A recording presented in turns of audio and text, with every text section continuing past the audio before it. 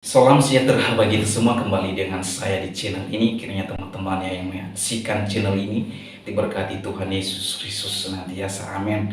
Pada kali ini saya akan mengajak teman-teman untuk menyaksikan salah satu cuplikan video yang membuat saya secara pribadi ketawa terbahak-bahak dan bahkan sangat lucu sekali. Karena kenapa saudara? Seorang ustadz yang melakukan penipuan, bahkan membohongi umat di dalam masjid.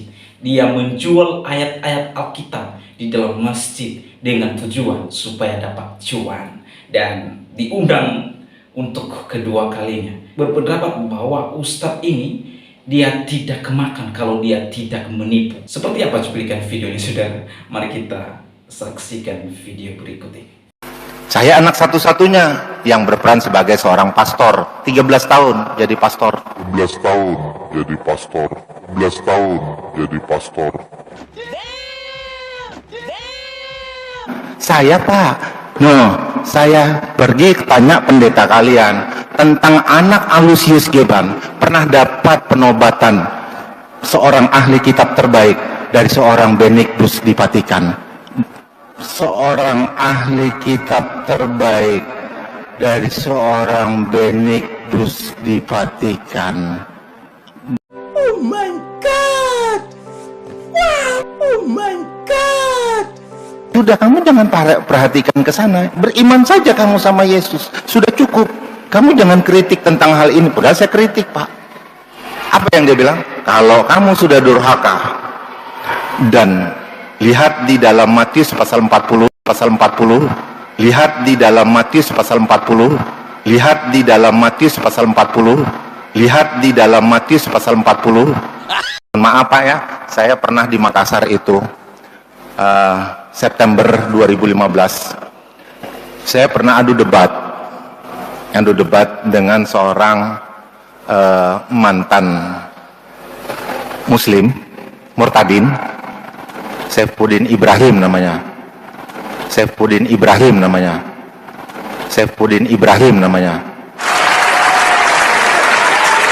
Saudara, pada cuplikan video tersebut, Ustadz ini berkata bahwa ia adalah lulusan dari Vatikan.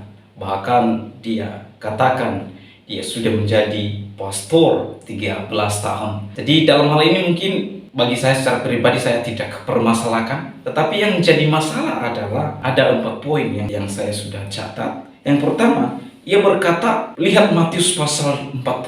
Yang kedua, dia pernah adu debat dengan Saifuddin Ibrahim. Dan yang ketiga, ia berkata bahwa ia adalah seorang pakar Injil, pakar Alkitab, ahli tafsir. Dan yang keempat, ia berkata ada surah Yesimia. Dan yang kelima, bunyi Roma 3 ayat 2 sangatlah berbeda di dalam Alkitab. Yang perlu saya tanggapi di dalam cuplikan video ini, yang pertama, Ustadz ini mengatakan dia menyuruh seseorang untuk membuka Injil Matius pasal 40. Saudara, di sini kita ngakak dan kita ketawa terbahak-bahak bahwa Injil Matius pasal 40 tidak ada, saudara. Ini dia, ya, ini dia.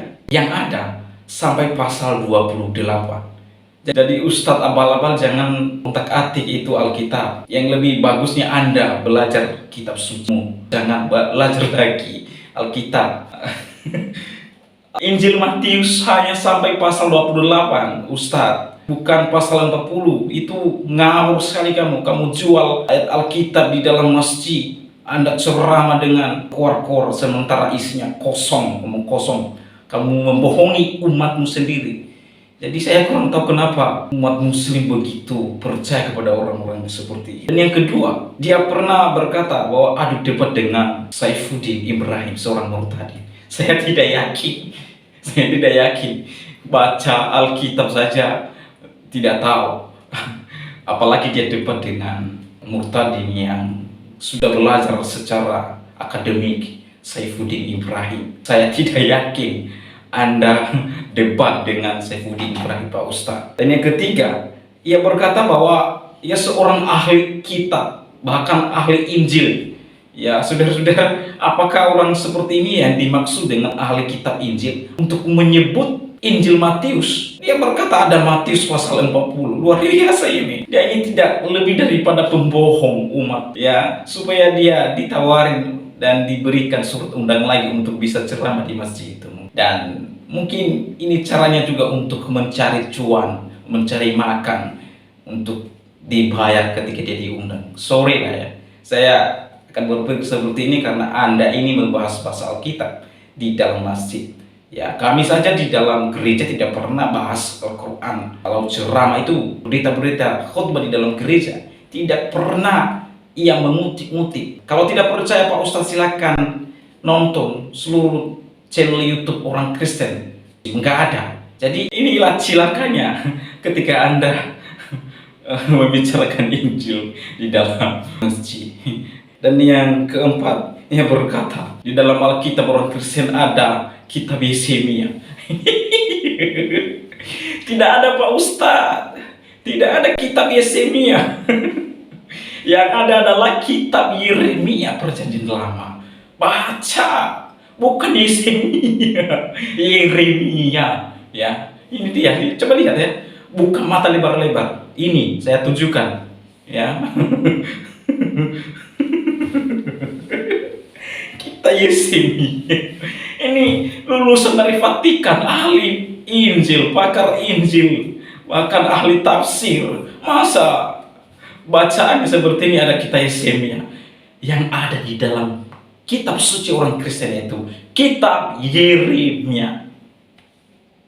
Dan yang kelima, yang mengutip Roma 3 ayat 2. Ayatnya Pak Ustadz ya, silakan simak dan dengarkan biar Anda tidak keliru. Saya akan bacakan Roma 3 ayat 2. Banyak sekali dan di dalam segala hal, pertama-tama sebab kepada mereka lah dipercayakan firman Allah. Jadi Pak Ustadz sangat salah dan tidak connect sama sekali dengan apa yang Anda sampaikan. Ada beberapa poin, ada 5 poin bahwa klaim Anda adalah klaim kosong dan ceramah Anda di dalam masjid adalah ceramah tidak ada gunanya sama sekali. Tidak memberi edukasi kepada jemaat supaya mereka mengerti dan memahami ceramah Anda. Ceramah Anda tidak lebih dari penipuan dan kebohongan Anda lakukan. Berhentilah Pak Ustadz untuk membahas kitab saya dan belajarlah kitab suci Al-Quran yang Anda imani. Itu yang lebih baik daripada Anda membahas-bahas kitab yang bukan. Video ini menjadi berkat untuk kita semua dan kita semakin hari semakin mengenal Yesus Kristus